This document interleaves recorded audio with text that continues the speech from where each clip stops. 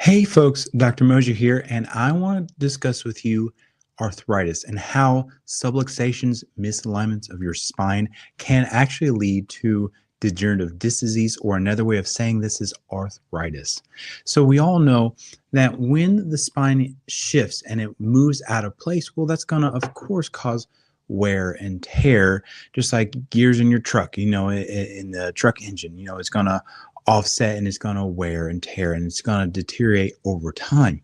Now, one of the misconceptions with arthritis is, well, old age, right? I'm looking at somebody's x-rays and they're in their 60s and they're saying, well, doc, you got to realize I'm old. And I understand and I respect what you're saying, but if we're discussing your C5, C6 and how that's deteriorating and there's bone spur formation, but what about C2, 3?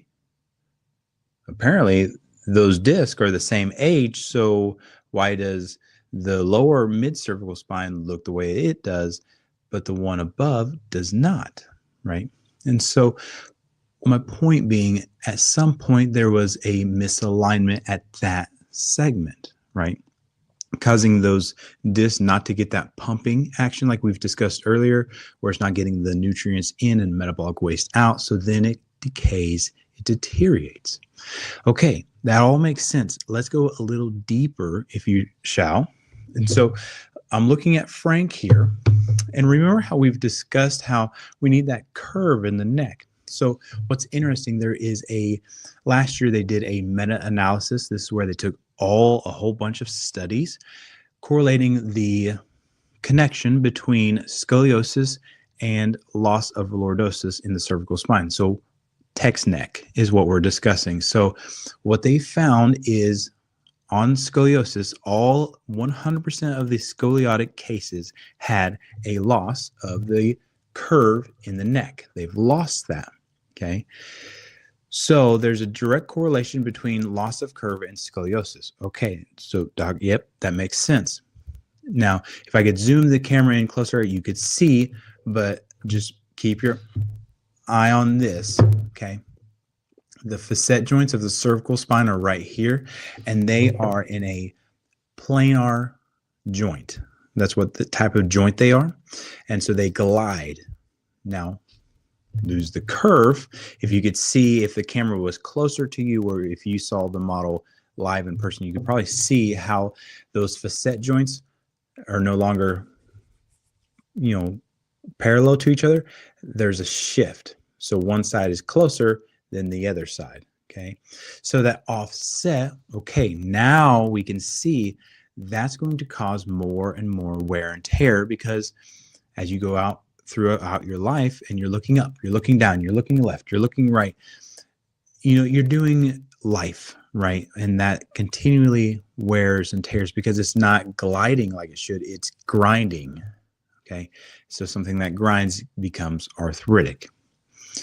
That is the concern. So the biggest takeaway, the biggest thing that we can do to correct the spine, and the biggest thing that we've seen in our office, is starting with the cervical curve. We get that cervical curve that actually allows to stop having these scoliotic curves, or if you don't have scoliosis, but you do have abnormal curvature, the distinction is 10 degrees, okay? So if we can even start to eliminate some of that loss of curve, restoring the curve, we can eliminate some of the abnormal curvature that's happening here.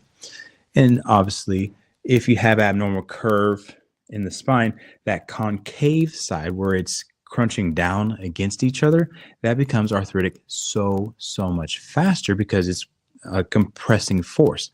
And then the side that's curved outward, that elongates. So that's where in our scoliotic cases, we have asymmetry in the muscles, right? One side will be tighter than the other side because this side's overly stretched, and vice versa.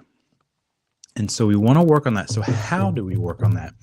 And so the vibration plate, it's one of those things that people either love or hate, right? And the vibration plate with the head weight, it causes a righting reflex. What that means is your brain says signals to the longest calling muscle and the erector spinae to not only, stand up straighter, but also to bring your head back. And so with utilizing those that utilize the vibration plate and are diligent about not skipping that therapy and doing it, their post x-rays are tremendously so much better, because not only are we engaging the muscles, but those muscles are attached to ligaments and tendons. And so it's correcting the spine, especially after we do a adjustment where we unlock the spine and now everything's freer, it's moving, we do the laser, and now you move on to the vibration plate. That drastically changes the outcome of somebody's curvature. And you change the curvature, just like this meta-analysis that I mentioned earlier that they did last year, it straightens up the spine. And so a straighter spine, a healthier spine, a longer lasting spine. So I hope this was helpful. I hope it was informative. As always, I love you guys, and I look forward to seeing you next time.